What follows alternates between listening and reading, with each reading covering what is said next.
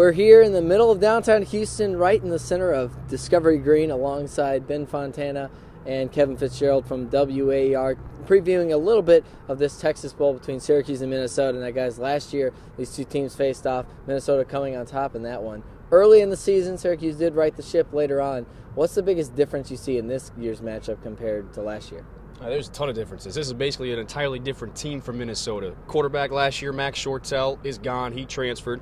Their starting tailback last year was Donnell Kirkwood. He's now down in the depth chart. The one man that you got to watch out for is David Cobb. He took one carry last year. He's now the team's leading rusher, over 1,000 this year. Yeah, it's a completely different game, Ben. You look at Philip Nelson, the quarterback. He's young. He's a sophomore. They also have another quarterback, Mitch Leidner, who also might see action in this game. So it's a completely different offense. And Syracuse, as a team defensively, is completely different now as well. And Syracuse, of course, the offense completely revamped for them as well. So a very similar style, and two new offenses coming together, molding their way as they go on. And now also taking a look at some new players coming back.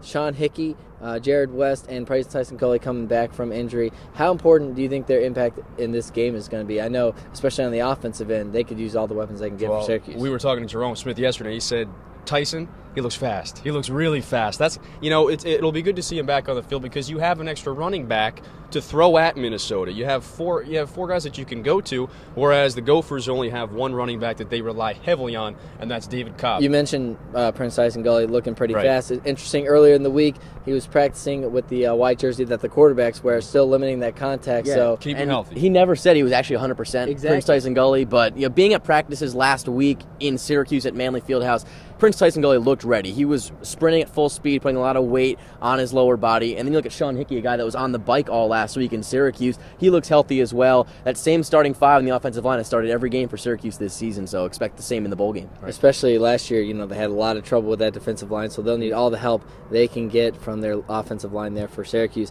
Now, quickly, guys, what's an X factor that you're going to be looking for that might flip the outcome of this game that maybe no one's talking about? Well, I think this is the most important element of the game.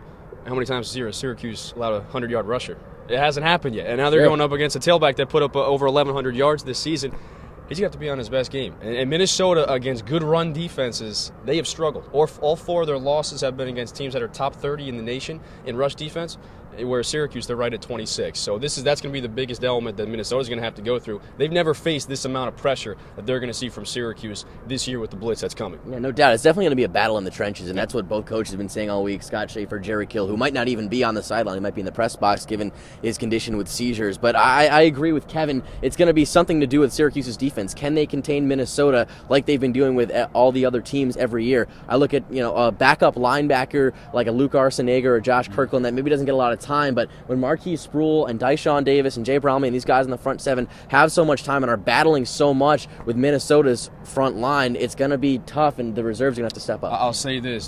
David Cobb is a great running back, but I think the X factor today is you look at a guy who was recruited as a quarterback, Donovan Jones. Him and Phil Nelson have been hooking up lately. Mm-hmm. He's a wide receiver. He could play a little wildcat quarterback. He's a fast guy. He's only a freshman, but he's a big load. I'm going to be keeping my eye on the Syracuse receivers. We mentioned Jared West come back from injury, and with all this hype going for the ground game on both sides of the ball, it'll be interesting to see who comes out in the passing attack, because with so much time off, this game is all about motivation. Any bowl game, both teams have had a month off, so expect maybe some tricks out of the hat. I would hope so. Minnesota's got a tight defense, especially their secondary. They go with a lot of press coverage, and you have Jared West coming back first game in a few weeks. Wide receivers, they need to run right routes for Terrell today. There's certainly a lot of talk. Is this really the bowl that Syracuse would have wanted? But like you said, I think there is going to be plenty of motivation. You're not going to be able to tell any difference in this game.